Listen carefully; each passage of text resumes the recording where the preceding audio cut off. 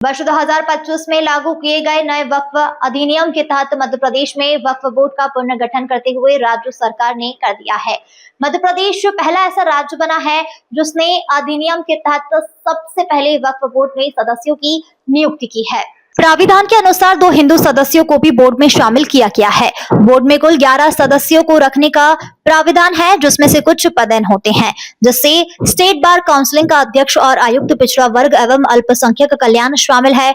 मध्य प्रदेश में इन दिनों bar council के चुनाव भी प्रक्रिया चल रही है।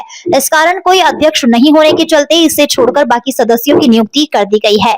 इसकी अधिसूचना पिछड़ा वर्ग एवं अल्पसंख्यक कल्याण विभाग ने जारी कर दी है। बोर्ड में अध्यक्ष डॉक्टर सवन्नर पटेल के अतिरिक्त पहले के सदस्य नमजा एबतुल्ला, भोपाल उत्तर से विधायक आतिफ अकील, उज्जैन के रहने वाले फैजान खान, इंदौर की फातिमा चौधरी, बैरसिया भोपाल की पार्षद शाइस्ता सुल्तान, रतलाम की पार्षद शबाना खान और हिंदू सदस्यों में इंदौर के मनोज मालपानी और राघवगढ़ गुना के अमीनेश भार्गव को भी बोर्ड में सदस्य बनाया गया है। इससे पहले विधायक के नाते आरिफ अकील सदस्य थे। उनकी मृत्यु के बाद उनके बेटे आतिफ अकील को जगह दी गई है। स्टेट बार काउंसिल का अध्यक्ष निर्वाचित होने के बाद उन्हें भी इसमें शामिल किया जाएगा। ऐसे के साथ ही अध्यक्ष और सभी 10 सदस्य हो जाएंगे। उल्लेखनीय है कि वक्फ संशोधन अधिनियम 2025 वक्फ बोर्ड में पारदर्शिता, महिलाओं व गैर मुसलमानों की भागीदारी और संपत्तियों के डिजिटल पंजीकरण के लिए लाया गया एक प्रमुख कानून है।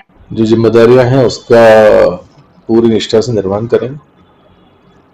सर, देश के इतिहास में पहली बार नॉन मुस्लिम पर्सन की वक्फ बोर्ड में एंट्री हुई, क्या कामकाज रहेंगे, किस तरह से पारदर्शिता लाने की कोशिश जो शासन प्रशासन के द्वारा की जा रही है, वो जो वक्फ बोर्ड की जिम्मेदारी होती है कि जो वक्फ की संपत्तियां हैं उसका संरक्षण करना और जो आय होती है उसको यूटिलाइज अच्छे से किया जाए, तो इस दिशा में किस तरह से आप काम करेंगे? सर, सामने पहले भी वक्फ बोर्ड जहां तक इसके कामकाज की अगर पिछले 2-4-5 वर्षों की समीक्षा की जाए तो पुराने बोर्ड्स के मुकाबले इसके कामकाज में कई गुना सुधार आया है और बोर्ड बहुत अच्छी तरीके से काम कर रहा था। उसमें और बेहतर पारदर्शिता लाने के लिए सरकार का ये जो निर्णय है वो निश्चित रूप से कारगर साबित होगा और अन्य समुदाय के 2 व्यक्तियों की वहाँ उपस्थिति से चीजें और ज्यादा पारदर्शी तरीके से होगी और नियमानुकूल होगी। अमूमन देखने में आता है कि वक्फ बोर्ड में सिर्फ एक ही समुदाय के सदस्य होते, अध्यक्ष होते, लेकिन अब नॉन मुस्लिम भी इसमें शामिल हो। किस तरह से सामंजस्य बिठाकर, तालमेल बिठाकर जो है काम किया जाए? दैनिक जीवन में भी तो अपन सामंजस्य बिठा के काम करते हैं। मुस्लिम समुदाय के लोग सिर्फ वक्फ बोर्ड में बैठते हैं या वहीं मिलते हैं ऐसा तो है नहीं।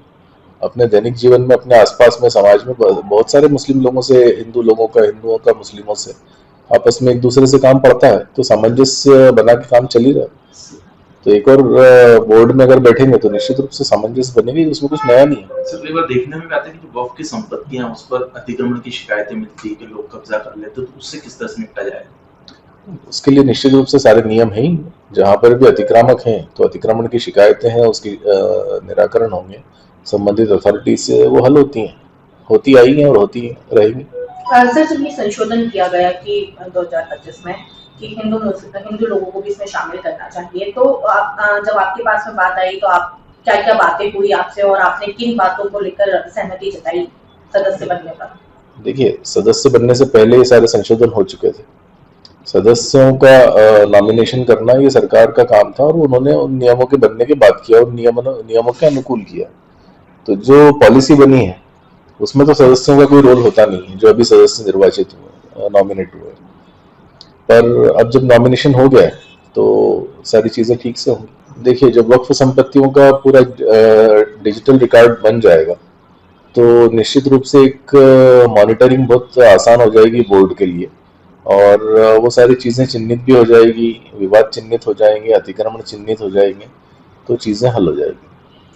सबसे बड़ा जो चैलेंज वक्फ बोर्ड के लिए है, मुझे लगता है कि एक वक्फ माफिया है जो वक्फ संपत्तियों पे अतिक्रमण करता है और योजना से अतिक्रमण करता है, उससे निपटना बड़ी चुनौती।